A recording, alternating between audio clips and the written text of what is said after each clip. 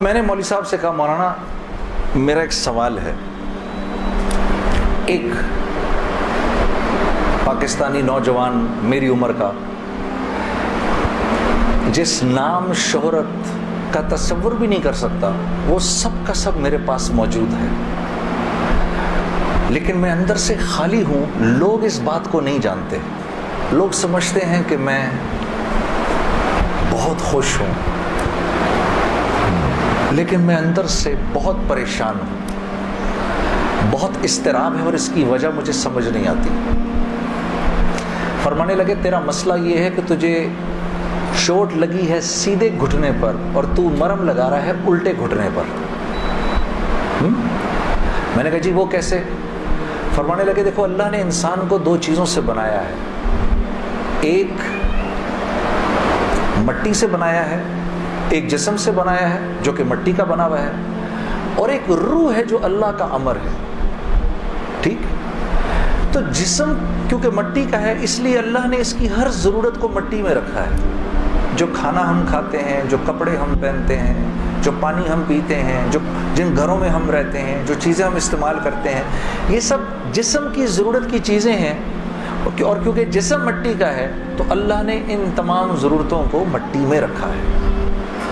روح اللہ کا امر ہے، یہ آسمانوں سے آئی ہے، تو اس کی خوراک بھی آسمانوں پر ہے، زمین میں نہیں ہے۔ پھر فرمانے لگے اگر میں تم کو سونے کے ایک محل میں بند کر دوں اور 4 دن کھانے کو نہ دوں تم کیا کرو گے؟ میں نے کہا ظاہر سی بات ہے میں چیخوں گا کہ مجھے کچھ کھانے کو دو۔ کہا بس یہی حال تیری روح کا ہے کہ تیرا جسم اچھے اچھے کپڑے پہنتا ہے، بڑی بڑی گاڑیاں چلاتا ہے، اچھے اچھے محلوں میں رہتا ہے، اور تو اپنے آپ کو سیٹسفائی کرنا چاہتا ہے، لیکن اندر تیری روح جو ہے وہ بھوکی ہو کے جب چیختی ہے تو تیرے سر میں درد ہوتا ہے، تو اس روح کی بھوک کا بھی تو علاج کر۔ تو میں نے کہا اس کی خوراک کہاں ہے؟ کہا یہ آسمانوں سے آئی ہے تو اس کی خوراک بھی آسمانوں پر ہے، زمین میں نہیں ہے۔ اور دل کے سکون، چین اور اطمینان کا تعلق اس مٹی کے بنے ہوئے جسم سے نہیں ہے، بلکہ اس آسمان سے آئی ہوئی روح سے ہے۔ تو میں نے کہا اس کی غذا کیا ہے؟ فرمانے لگے اس کی غذا اللہ کا کلام ہے، اللہ کے حکم ہے، اس کی غذا نبی کی زندگی ہے، نبی کے طریقے ہیں، نبی کی سنت ہے۔ وہ جب تک اس کو ملیں گے نہیں یہ بھوکی رہے گی، اور جب یہ بھوک کر چیخے گی تو پھر تم تو مسلمان ہو، تمہیں تو پتہ ہے، غیروں کو تو پتہ نہیں، وہ دماغ کی اس چیخ کو سلانے کے لیے کبھی شراب پیتے ہیں، کبھی نشے کرتے ہیں، لیکن یہ تو جب تک روح بھوکی ہے اس وقت تک اندر سے تم مضطرب رہو گے، سکون چین نہیں ملے گا۔ اور پھر قرآن کی وہ آیت پڑھی، مجھے آج بھی یاد ہے، الا بذکر اللہ تطمئن القلوب، کہ اللہ پاک چیلنج دے رہے ہیں سب کو کہ اگر دل کا سکون، چین اور اطمینان چاہیے میرے بندو، مالداروں، حکومت والوں، دولت والوں، شہرت والوں، اگر تمہیں دل کا سکون، چین، اطمینان چاہیے تو تمہیں مجھ سے تعلق بنانا پڑے گا، مجھ سے یاری لگانی پڑے گی۔ مولانا کی یہ بات سن کر میں تو پہلے ہی پریشان تھا، 3 دن سے بیان سن رہا تھا، میں تو دھاڑے مار کے رونا شروع ہو گیا، روتا رہا بڑے دیر تک۔ پھر جب مجھے تھوڑا سا چین آیا تو میں نے کہا مولوی صاحب اس کا مطلب کیا ہے، میری پوری زندگی برباد ہو گئی؟ تو فرمایا نہیں، بالکل بھی نہیں، کہ یہ معاملہ تم دنیا والوں سے تھوڑی کر رہے ہو، یہ معاملہ تم تو اللہ سے کر رہے ہو۔ اور اللہ کے ہاں معاملہ کیا ہے؟ اللہ کے ہاں معاملہ کیا ہے کہ ابھی انسان اللہ رب العزت سے معافی مانگنے کا ارادہ ہی کر رہا ہوتا ہے، دل میں ابھی خیال ہی آ رہا ہوتا ہے کہ اللہ رب العزت اگلے پچھلے معاف کر دیتے ہیں سارے۔ پھر مجھے فرمایا، مجھے پھر بات سنائی، حدیث قدسی سنائی کہ میرے بندے تو یہ زمین و آسمان سارے کے سارے اگر اپنے گناہوں سے بھر دے، جو کہ تو بھر نہیں سکتا، اگر تمام جن و انس بھی مل جائے تو بھر نہیں سکتا، لیکن اگر تو نے ایسا کر بھی دیا، ایک مرتبہ اگر تو نے کہا اے اللہ مجھے معاف کر دے، تو نہ صرف یہ کہ ہم تمہیں معاف کر دیں گے، بلکہ تم ایسے ہو جاؤ گے جیسے تم نے ان گناہوں کو کیا ہی نہیں۔ میں تو بے یقینی کی حالت میں مولانا کو دیکھنے لگا، میں نے کہا مولوی صاحب واقعی؟ کہا ہاں. پھر پوچھنے لگے کیا ارادہ ہے؟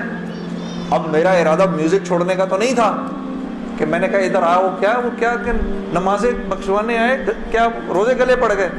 ہاں جی، میرا تو کوئی پروگرام نہیں تھا میوزک چھوڑنے کا، لیکن گناہ بھی بخشوانے تھے. تو پھر مجھے کہنے لگے توبہ کرو گے؟ میں نے کہا مولوی صاحب کس چیز سے؟ کہا اپنی اس پچھلی زندگی سے. میں سوچ میں پڑ گیا. اچھا، میں نے کہا جی میں توبہ کرتا ہوں. میں نے توبہ کی، یا اللہ میوزک چھوڑنے کا تو میرا کوئی موڈ نہیں، یہ مولوی بھی اللہ جانے کیا کہہ رہے ہیں، لیکن اگر تجھے اس سے کوئی میرے لیے بہتر زندگی نظر آتی ہے تو تو مجھے اس زندگی پہ لگا دے کہ واقعی میں چاہتا ہوں کہ تجھے راضی کر سکوں، تجھے خوش کر سکوں. اے اللہ پچھلی پوری زندگی پر توبہ کرتا ہوں، اگلی زندگی تیرے حکموں پر چلنے کی کوشش کروں گا. اگر تو واقعی ایسا ہے جیسا یہ مولوی صاحب فرما رہے ہیں تو تو مجھے معاف کر دے. تو میں نے کہا توبہ کر لیں. مولوی صاحب نے کہا اب کیسا محسوس کر رہے ہو؟ میں نے کہا جی بہت ہلکا. پھر میں نے کہا لیکن مولوی صاحب بات تو یہ ہے کہ اگر میرے پچھلے سارے معاف ہو گئے اور اس پر اللہ نے اگر جنت دی تو میری تو بہت ہی بڑی جنت ہوگی، آپ سے بھی بڑی. تو فرمانے لگے نہیں بیٹا اتنی جلدی نہ کرو، تمہیں وصول تو ہم ہی نے کیا ہے، جو تجھے ملے گا اس سے تو بڑا ہمیں ملے گا ہی ملے گا. ہاں، لیکن میں نے کہا مولوی صاحب، اور بہنیں اس بات کی تصدیق کریں گی، موسیقی تو روح کی غذا ہے کہ نہیں؟ ہاں، یہ سیالکوٹ کی خواتین یقین کرو پورے ملک کی پہلی بہنیں ہیں جو کہہ رہی ہیں نہیں، ورنہ اگر کسی نے نہیں بولا تو چپ ضرور رہی ہیں. سارے مردوں نے بولا ہے موسیقی روح کی غذا نہیں ہے. موسیقی روح کی غذا ہے جی. یہ دیکھو اب آواز آئی ہے، اب ایسا لگ رہا ہے کوئی بیٹھ کے سن رہا ہے جی. موسیقی روح کی غذا ہے جی. شاباش، اللہ آپ لوگوں کو اس پر چلا دے. اللہ رب العزت آپ کے موبائلوں میں جتنے بھی گانے ہیں سب اڑا دے اسی وقت. گھروں میں جتنی کیسٹیں ہیں سب ٹوٹ جائیں، اللہ کرے ساری سیڈیاں ٹوٹ جائیں. اللہ پاک ایسے کرے گانے کی آواز ہی نہ سننے کو ملے آج کے بعد آپ میں سے کسی کو. یہ سوچ لو آمین قبول ہو جائے گا. اب سوچ کے بولنا آمین. تو مولوی صاحب نے مجھے کہا کہ نہیں، موسیقی روح کی غذا نہیں ہے، موسیقی نفس کی غذا ہے. موسیقی کس کی غذا ہے؟ نفس کی. یہ واقعی نفس کی غذا ہے، اور یہ ایسا زہر ہے یہ جب اندر جاتا ہے تو پتہ ہی نہیں چلتا کہ نقصان کتنا کر گیا ہے. ٹرائی نہ کرنا، لیکن آپ کہیں جا کر اللہ کی بات سنیں، اس کے بعد جا کر 5 منٹ کا گانا سنیں، ساری صفائی ہو جائے گی، سب اندر ساری صفائی ہو جائے گی. میں یہ نہیں کہ بعد میں مجھ سے لوگ پوچھتے ہیں حلال ہے حرام ہے، اس کے لیے تو یہ مولوی بیٹھے ہوئے ہیں نا، ان سے پوچھو. میں آپ کو وہ بتا رہا ہوں جو ہوتا ہے، میں آپ کو وہ بتا رہا ہوں جو ہوتا ہے کہ یہ انسان کو بے باک کر دیتی ہے. مجھ سے کسی نے پوچھا بھائی اپنے ملک کے لیے گانا، میں کبھی اپنے ملک کے لیے گانا وہ ایک اور چیز ہے. میں ان گانوں کی بات کر رہا ہوں جن کو عام طور پہ لوگ سن رہے ہوتے ہیں بازاروں میں، ہاں، اور پھر کہتے ہیں اس کے سننے میں کیا ہے. ارے یار میں کیا بتاؤں آپ کو کیا ہے. خدا کی قسم اگر وہ زندگی اس زندگی سے بہتر ہوتی مجھے کیا تکلیف تھی. مجھے ایک ساتھی کہنے لگا اب تو آپ کے لیے اس زندگی کی طرف جانا بڑا مشکل ہے. میں نے کہا کوئی مشکل نہیں، گلا تو وہیں کا وہیں ہے، گا سکتے ہیں، لیکن اب اس زندگی کی طرف جانے سے بہتر لگتا ہے کہ میں آگ میں چھلانگ مار دوں. کہ وہ اس قدر خطرناک زندگی، وہ اتنی ایک، یقین کرو پوری، صرف گانا نہیں ہوتا، وہ ایک پوری زندگی ہے.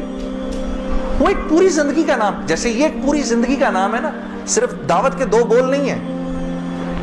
ہاں، میرے دوست مجھ سے لڑتے تھے، یار تو ادھر گانا گا ادھر جا کے اذان دے دے. ارے میں نے کہا نہیں ہوتا ایسے نہیں ہوتا بھائی. گانا گانے والے کو تو اذان کی آواز سے نعوذ باللہ کراہیت آتی ہے. کراہیت آتی ہے. مجھے یاد ہے ہم کانسرٹ کر رہے ہوتے تھے اور مغرب کی اذان اگر ہوتی تھی, یقین کرو کیونکہ وہ تو دعوت کے بول ہیں نا, ادھر تو ایک غلط کام ہو رہا ہے نا, وہ تو دعوت کے بول ہیں. وہ دعوت کے بول جب ہمیں سنائی دیتے تھے تو وہ ہمارے سینے کو پھاڑ کے نکل جاتے تھے. ایسے تھوڑی ہوتا ہے, یہ کوئی کھیل مذاق ہے کیا, یا یہ کوئی ٹی وی کا پروگرام ہے کہ جس میں ایکٹنگ ہو رہی ہے کہ نہیں بھئی ادھر جا کر اذان دے دی, ادھر جا کے گانا گا دی, ادھر جا کے اذان دے دی. ایسے نہیں ہوتا. اور پھر اللہ کے نیکی کے کام کرنے کی تو اللہ کی طرف سے توفیق ملتی ہے میرے دوستو. ہاں, عمل صالح کرنے کی تو توفیق ملتی ہے. یہ ایسی تھوڑی کو میرا مطلب ہے خالہ جی کا کھیل ہے کہ 95% نماز نہیں پڑھ رہا اور 5% نماز پڑھ رہا ہے. کیوں ہے ایسا؟ سب کیوں نہیں پڑھ رہے؟ من جانب اللہ توفیق ملتی ہے.